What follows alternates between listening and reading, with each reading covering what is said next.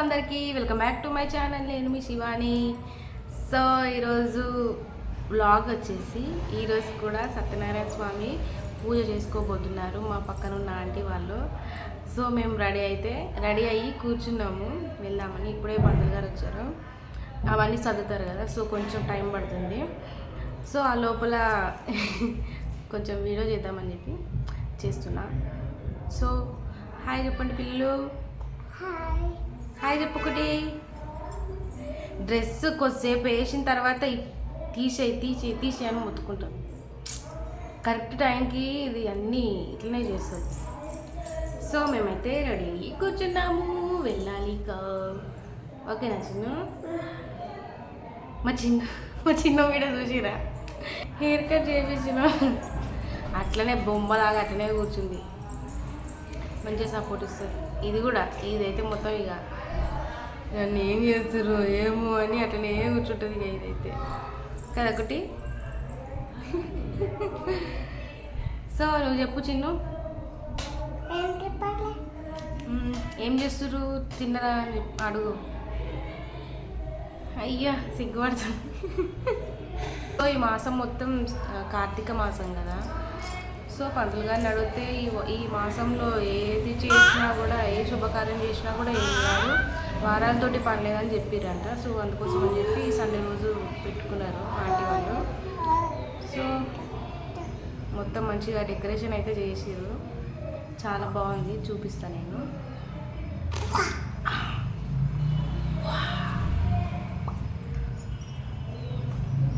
పప్పి కుట్టి నాకు, కుట్టి పప్పి నాకు.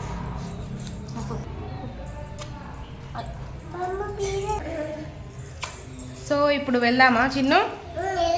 పూజ దగ్గరికి వెళ్దామా? లెట్స్ గో అని చెప్పు.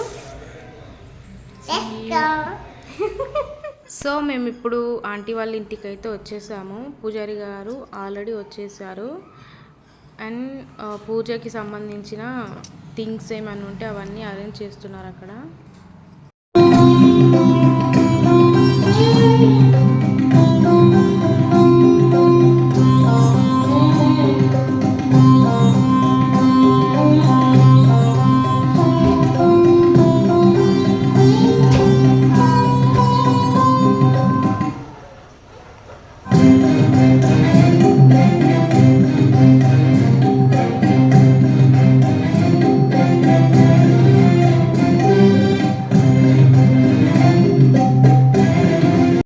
తాగండి. ఓం కేశవాయ స్వాహ, నారాయణ స్వాహ, మాధవాయ స్వాహ. మళ్ళీ ఇంకో వదిలేయండి. గోవిందాయ నమః. ఉకారు శీఘ్రం ఉకారు. ఇంకో గోవింద ఆచమ్యదేవ్యోన్మ కేశవాయ స్వాహ, నారాయణ స్వాహ, మాధవాయ స్వాహ, గోవిందాయ నమః. వదిలేయండి. చేసి శుభ్రంగా తుడుచుకోండి. మొత్తం మంచిది, పడవలేదు. చేతి అక్షంతలు పట్టుకోండి. అన్ని కొన్ని అక్షంతలు మీరు చేతి కూడా కూర్చే పైకి.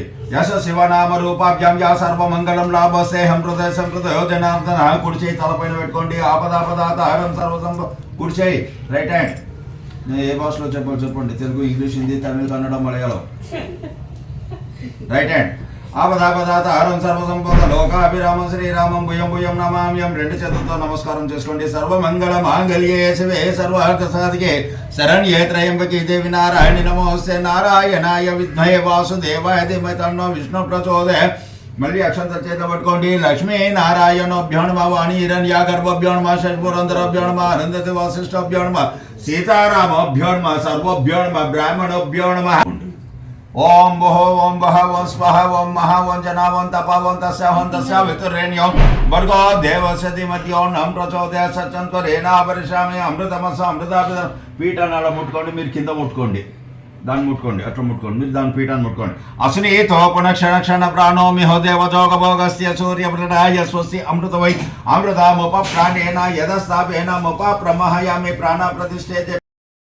కామినేన్మ కవిత పావన ప్రియాన్మ బ్రహ్మచార్యన్మ బ్రహ్మ విద్యా దాన్వేన్మ జిష్ణువేన్మ విష్ణు ప్రియాన్మ భక్త జీవితాన్మ జిత మన్మదాన్మ.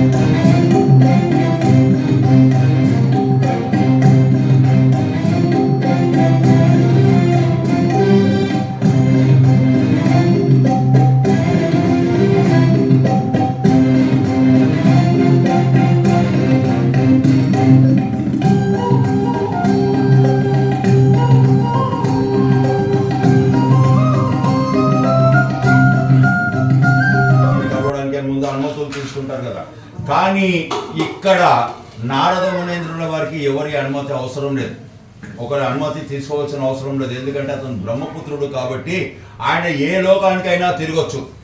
ఒక లోకానికి ఇంకో లోకానికి వెళ్తున్నప్పుడు ఎవరి అనుమతులు అవసరం లేని నారద మునేంద్రుల వారు ఆ యొక్క అన్ని లోకాలను తిరిగి భూలోకానికి తిరిగి చూడగా భూలోకమునందు మానవులు దుర్భరమైన కష్టాలు పడుతున్నారు. ఎక్కడ భూలోకం అంటే ఎక్కడుంది? ఎక్కడుందమ్మాయి? తెలియదా? మనం నివసిస్తుంది భూలోకం, మనం నివసిస్తుంది భూలోకం. అన్ని లోకాలు తిరిగి తిరిగి చివరికి భూలోకానికి తిరిగి చూడగా భూలోకమునందు మానవులు దుర్బలమైన కష్టాలు పడుతున్నది చూసాడు ఆ నారద మునేంద్రుల వారు. ఆ నారద మునేంద్రుల వారు కొంతమందిని చూశాడు. ఎలా అంటే తినడానికి తిండి లేక, కట్టుకోవడానికి బట్ట లేక, ఉండడానికి ఇల్లు లేక నానా బీభత్సమైన జీవనం గడుపుతున్న మానవులను చూసిన ఆ నారద మునేంద్రుల వారి మనసు కలత చెంది వైకుంఠానికి వెళ్ళాడు. వైకుంఠం ఎక్కడుంది? పైన. ఆ వైకుంఠంలో ఎవరు ఉంటారు? దేవుడు కాదు, శ్రీ మహావిష్ణు. ఎవరుంటారు? ఎవరితో ఉంటాడు? పార్వతీదేవితో. వైకుంఠం శ్రీ మహావిష్ణువు దగ్గరికి నారాయణ అనుకుంటూ వైకుంఠానికి వెళ్ళేసరికలా వైకుంఠంలో ఆ యొక్క శ్రీమన్నారాయణుడు లక్ష్మీదేవి అలా చిరునవ్వులు చిందిస్తున్న సమయంలో ఈ యొక్క నారద మునేంద్రుల వారు వైకుంఠానికి వెళ్ళి 2 చేతులు జోడించి ఓం నమో నారాయణాయ నతవక్తలోలాయ సత్యదేవాయ అంటూ శాంతాకారం భుజగశయనం పద్మనాభం సురేశం విశ్వాకారం గగన సదృశ్యం మేఘవర్ణం శుభాంగం లక్ష్మీకాంతం కమలనయన యోగి వృద్ధానందగమ్యం వందే విష్ణుం భవభయహరం సర్వలోకైకనాథం. సర్వలోకాలను నిల్చున్నటువంటి శ్రీమన్నారాయణుడ, లక్ష్మీదేవితో కూడి ఉన్నటువంటి నారాయణుడ, కమల రేకుల పైన కూర్చుండి ఉన్నటువంటి అమ్మవారికి కూడా నీకు కూడా నా హృదయపూర్వక నమస్కారాలు అని చెప్పేసి ఆ నారద మునేంద్రుల వారు ఆ మహావిష్ణువుకు ఆ లక్ష్మీదేవికి నమస్కరించగానే ఆ యొక్క శ్రీ మహావిష్ణువు ఆ లక్ష్మీదేవి ఎట్లయినా మన లోకానికి వచ్చిన వాడు అతిథి కదా అని చెప్పేసి ఆ నారద మునీంద్రుల వారికి అతిథి మర్యాదలు అన్నీ కూడా చేసి, ఓయ్ నారద, మరి నువ్వు మమ్మల్ని ధ్యానించావు, మేము మిమ్మల్ని నీకు చేయవలసిన సకల మర్యాదలు మేము చేసాం.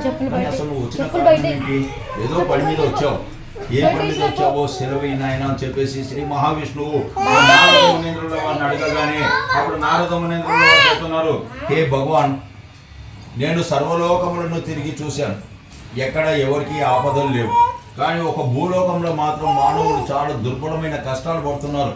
వారి కష్టాలు తీరుటకు ఏదైనా ఉపాయం ఉందా అని చెప్పేసి అడగగానే అప్పుడు శ్రీమన్నారాయణుడు అంటున్నాడు, ఓహో, నీవు లోకరహితమునకై చక్కని విషయం అడిగావు. అందుకు ఒక వ్రతం కాదు, మనోవాంఛలు నెరవేర్చి ఇహమునందు మోక్ష మార్గమునకు ఉత్తమైనది రమాలక్ష్మి సత్యనారాయణ స్వామి వారి యొక్క వ్రతాన్ని ఆచరించినట్టయితే సర్వ దుఃఖములు నశించి లక్ష్మి కటాక్షములు కలిగి ఐశ్వర్యవంతుడుగా ఉంటారు అని చెప్పేసి చెప్పగానే అప్పుడు శ్రీ నారద మునీంద్రుల వారు మళ్ళీ అడుగుతున్నారు, మరి ఈ వ్రతాన్ని ఎక్కడ చేయాలి, ఎలా చేయాలి, ఎవరి ద్వారా చేయాలి, ఈ వ్రతానికి కావలసిన సామాగ్రి ఏంటి, ఏ నెలలో చేయాలి, ఏ దినమున చేయాలి, ఏ మాసమున చేయాలి, దీన్ని చేయవలసిన విధానం ఏంటో నాకు పూర్తిగా సెలవు ఇవ్వండి అని చెప్పేసి అడగగానే శ్రీమన్నారాయణ చెబుతున్నాడు, ఈ యొక్క రమాలక్ష్మి సత్యనారాయణ స్వామి వ్రతాన్ని పాడుకొని భార్యాభర్తలు కానీ, తల్లి కూతుర్లు కానీ, అన్న తమ్ముళ్ళు కానీ ఇలా కూర్చు వాళ్ళ యొక్క కుటుంబ సమేతంగా అయినా సరే కూర్చుండి ఈ